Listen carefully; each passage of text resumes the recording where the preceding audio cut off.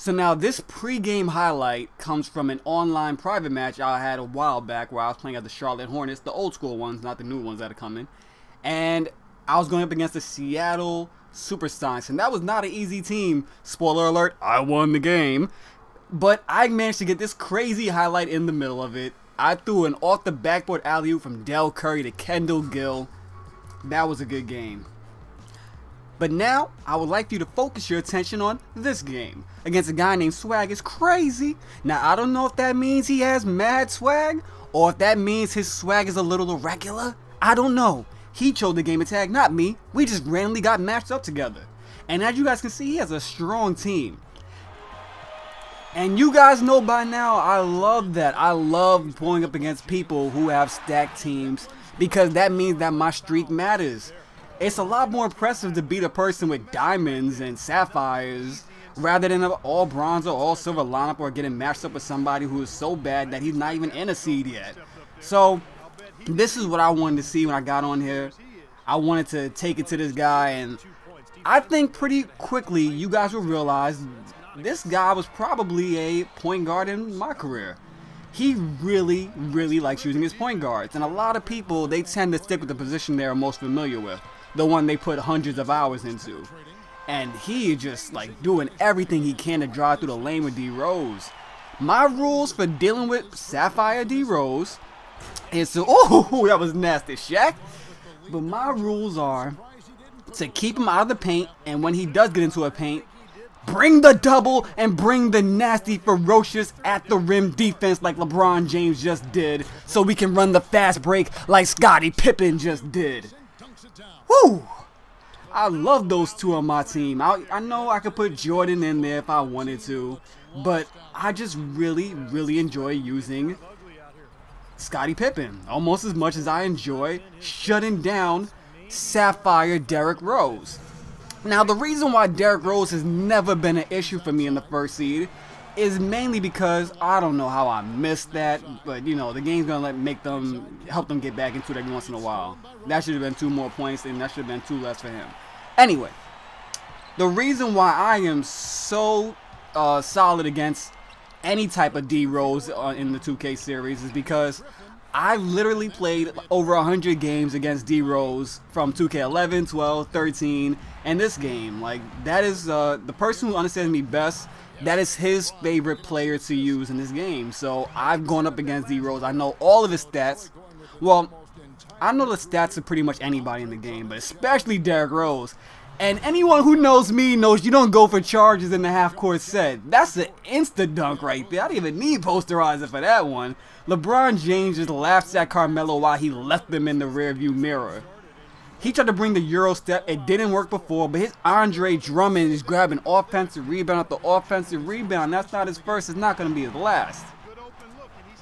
And one thing that a lot of people don't know how to deal with that I like to take advantage of is post play. You don't know if I'm going to shoot. You don't know if I'm going to drive. You don't know if I'm going to do a hook, layup, fadeaway, a hop shot, or I'm just going to like draw in the bait and then pass it off for an open 3 or open guy into the rim.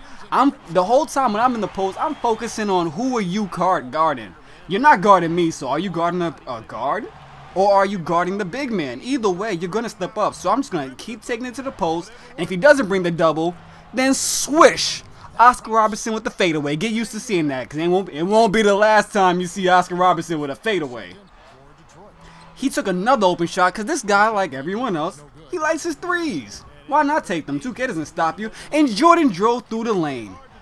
See, now Jordan, he's on my bench. I think he's the 11th or 12th man. I really don't need him. But every once in a while, if you want to do something that gets on my nerves, I'll bring the big guy in. And he's a mismatch, especially if you have a point guard guarding him. I could have did anything I wanted in the post, so I did. I went for a hook shot. Not even a fadeaway, but a hook shot. Jordan could do what he wants. Right here is another situation where Derrick Rose thought that he was going to posterize somebody. This is a defensive team. I don't know what you're thinking. You're going to bring him down the lane over and over again. We're going to bring help. If you're going to get that posterizer animation, you better do it fast because you're not jumping over 3 of us. Every time you come through the lane, you're not going to see less than 2 people. I jumped in the way. I should have got the charge there. I didn't get it. He got the offensive rebound and managed to put it back in. I don't know how. DeAndre Jordan, I don't know. Maybe he got a body transplant. Maybe 2K finally respects his field goal percentage within the 5-foot range. I am not sure. But I tried to go for an alley-oop. It didn't work there. I don't even know why I threw it there. There's no way he could have caught that. Luckily, he grabbed it off the backboard and then dunked it in traffic. We only missed 3 shots. People, I don't know if people think I'm joking, but I really miss shots. It's mostly wide open jump shots that I miss whenever I do miss them. And still, we are doing a phenomenal job on Derrick Rose. He wants to score with him. I don't know if he has too much Derrick Rose that he's trying to do today, but it's not happening against my defensive team. I figured you out early, and we're going to just lock in and stop you from doing what you want to do. There's several ways to play defense on 2K. There's positional, there's strategy, there's zones, you can stop one player from getting open shots, you can stop the entire team from getting open shots, like you can keep shifting. There's just so many different things you could do. Just don't go for charges like this guy. Come on, man, it's pathetic. It's absolutely pathetic. You should, I mean, if you're going to do that, at least do it inside a situation that makes sense. But I see it coming by this point because you've been trying it for so long in the first 2 quarters. Like, I don't know. People, they just got to learn the hard way. And Derrick Rose still hasn't learned, so he's going to have to learn the hard way. How many times do I have to block this man coming through the lane? How many times I got to dunk on him on the fast break? You got to get a new strategy. I'm not going to let you run around the baseline. I'm not going to let you run through the middle on a quick ISO. I'm not going to let you go through there one-on-one. Somebody's always waiting. It's a trap. It's too good to be true. It's a trap. Didn't your mom ever tell you that?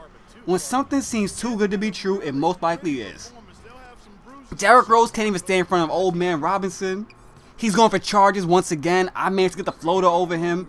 You just have to adapt. You can't rely on anything. And when you panic, call a timeout. Think about what's happening. What I like to do, this may be my little secret, but every single game I play, at some point, either the second or third quarter, I'm probably going to pause the game and I'm going to go check out all the stats to figure out what am I. Oh my goodness. Oh my goodness. Did he really just do that in traffic? Did he really just, Sean Kemp, you can't be doing that to him, Sean. You got to chill. You can't be, he got blocked again. But y'all saw that Sean Kemp dunk though? Oh my goodness. Like, I'm so, like, I was just so, like, even though I played this game a long time ago, I was just so surprised by that moment that I actually forgot it was going to happen. But his Derrick Rose finally got through the lane. He finally got that dunk he wanted so bad, that elusive dunk which took almost 18 minutes to get. And for a guy who doesn't know how to play defense, that's how you abuse him on the fast break.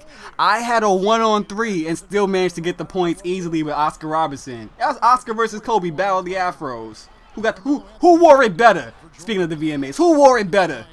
And I don't know if he thought that Kobe was going to be a bigger Derrick Rose just because he had that 99 layup and dunk, but I'm not letting you score either, Kobe.